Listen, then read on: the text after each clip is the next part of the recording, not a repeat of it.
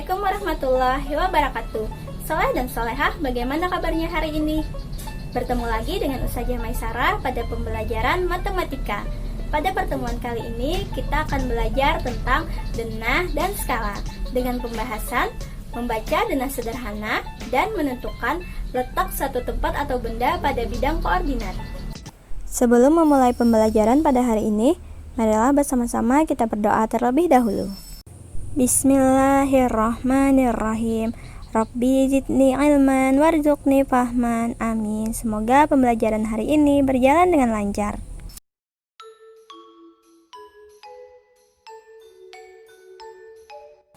Adapun tujuan pembelajaran yang akan kita capai pada hari ini adalah 1. Siswa dapat membaca dan menggambar denah sederhana. 2. Siswa dapat menentukan letak suatu tempat pada bidang koordinat.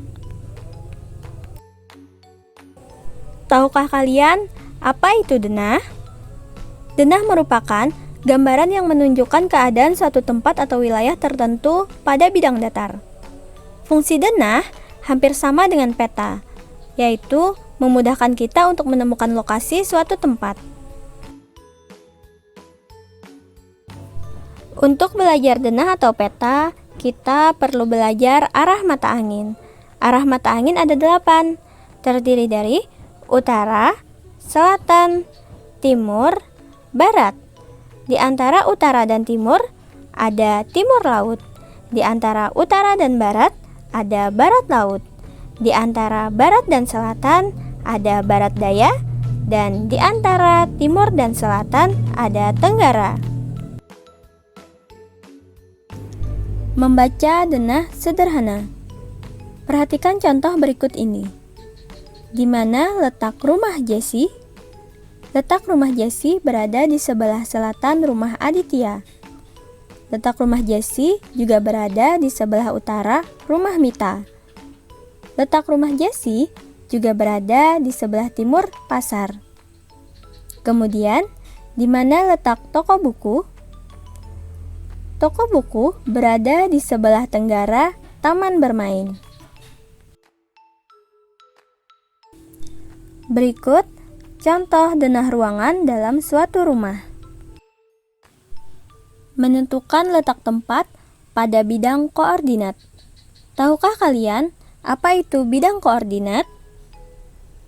Bidang koordinat adalah permukaan dua dimensi yang terbentuk oleh dua garis bilangan, yaitu garis horizontal disebut sumbu X dan garis vertikal disebut sumbu Y. Kedua sumbu ini bertemu di suatu titik yang disebut titik pusat koordinat. Dalam matematika, sistem koordinat kartesius digunakan untuk menentukan posisi titik pada bidang koordinat. Penulisannya menggunakan tanda kurung dan dipisah dengan tanda koma. Sebagai contoh, X, Y, di mana X garis horizontal dan Y garis vertikal. Untuk lebih memahami bagaimana cara menentukan letak suatu benda atau tempat pada bidang koordinat, perhatikan contoh berikut ini.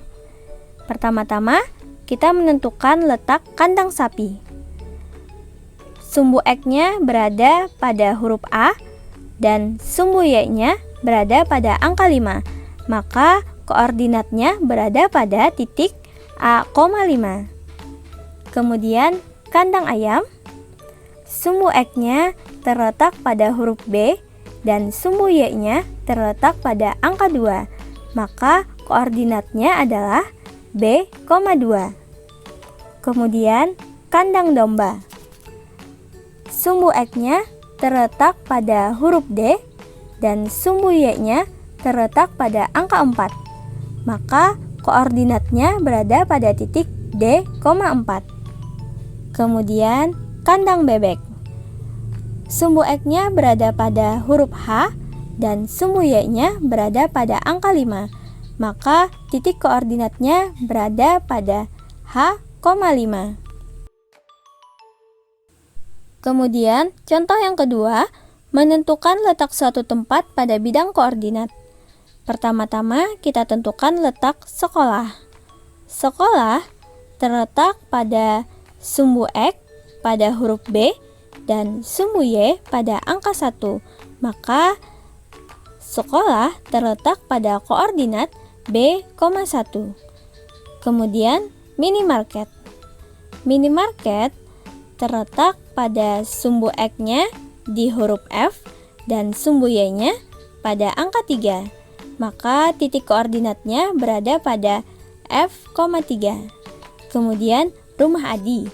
Rumah Adi terletak pada sumbu X-nya adalah B dan sumbu Y-nya adalah angka 3. Maka koordinatnya adalah B,3. Kemudian toko buku. Toko buku sumbu X-nya adalah H dan sumbu Y-nya adalah angka 5. Maka koordinatnya adalah H,5. Contoh yang ketiga. Di sini ada peta Pulau Bali. Kita tentukan letak kota-kota yang ada pada Pulau Bali berdasarkan bidang koordinat. Pertama adalah kota Singaraja. Terletak pada koordinat sumbu X-nya berada pada huruf E dan sumbu Y-nya berada pada angka 6. Maka koordinatnya adalah E,6. Kemudian kota Nusa Dua. Terletak pada koordinat sumbu X-nya berada pada huruf F dan sumbu Y-nya berada pada angka 1. Maka koordinatnya adalah F,1. Demikian penjelasan tentang membaca denah dan menentukan letak suatu benda atau tempat menggunakan bidang koordinat. Untuk mengetahui pemahaman kalian dari materi yang telah disampaikan tadi, ayo kerjakan soal latihan berikut ini. Demikian pembelajaran kita pada hari ini. Semoga dapat dipahami. Jangan lupa untuk selalu menjaga kesehatan dan melaksanakan protokol kesehatan. Terima kasih atas perhatiannya. Wassalamualaikum warahmatullahi wabarakatuh.